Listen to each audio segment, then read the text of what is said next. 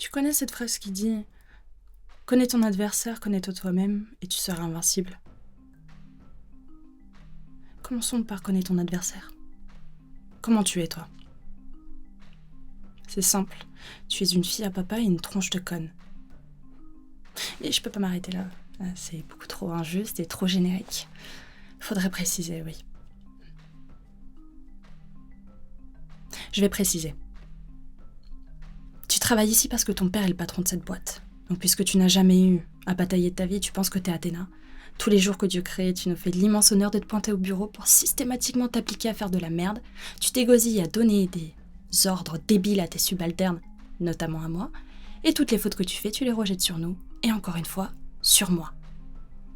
Et dès que ton papa nous convoque dans la salle de réunion pour nous dire « Qu'est-ce que c'est que ce bordel ?» Comme toujours, tu te défiles et tu redeviens cette petite fille qui a peur que papa lui coupe les vivres. Autrement dit, tu es lâche, fainéante, colérique et puérile. Là, c'est beaucoup moins générique que de dire « tu es une tronche de conne ». Maintenant, moi, connais-toi toi-même. Qu'est-ce que je veux ? Je veux que d'ici moins de 5 ans, ton papa me fasse associer de cette boîte et que dans 15-20 ans, quand il partira à la retraite, je prenne sa succession. Donc comment je suis ? Je suis ambitieuse et déterminée. Je me connais. Et je sais très bien que dans n'importe quelle situation, si quelqu'un me manque de respect, je vais avoir une montée de colère et j'aurai tendance à faire des sorties de route si jamais je réagis de manière impulsive. Or, dans ce métier, il faut absolument pas être impulsif. Non. Faut pas montrer aux autres que ça te met en colère ou alors que ça t'a touché. Sinon, tu leur montres une de tes faiblesses. Et donc, tu leur donnes un point de levier sur lequel ils pourraient appuyer. Donc, je fais semblant d'accepter. Comme ce matin, à la réunion, tu m'as totalement démonté devant ton cher papa pour une faute que tu avais commise.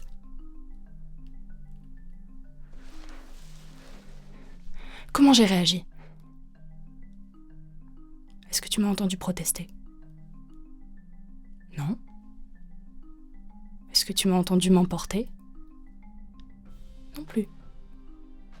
J'ai fermé ma jolie petite bouche, je n'ai rien dit, j'ai fait semblant d'accepter, et j'ai feint la soumission.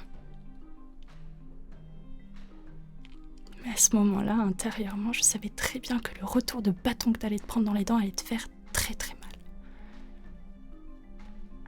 Là, tu dois te dire, pourquoi il me dit tout ça ? Pourquoi elle me divulgue ses plans ? Elle est débile, je vais pouvoir contre-attaquer.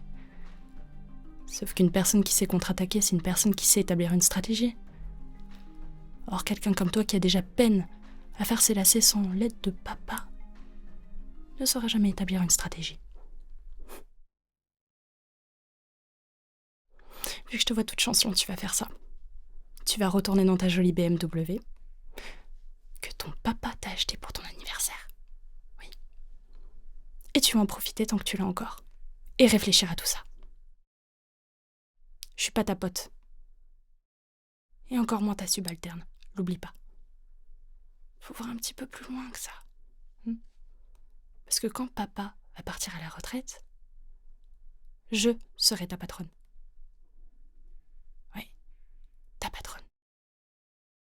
Donc si tu as un tant soit peu du jeu, tu vas revoir ton comportement que tu as avec moi, tu vas arrêter de me traiter comme si j'étais la dernière des petites merdes sur Terre, et tu vas me parler avec un petit peu plus de respect. Cette conversation-là, c'est la première et la dernière fois qu'on l'a. J'espère avoir été claire.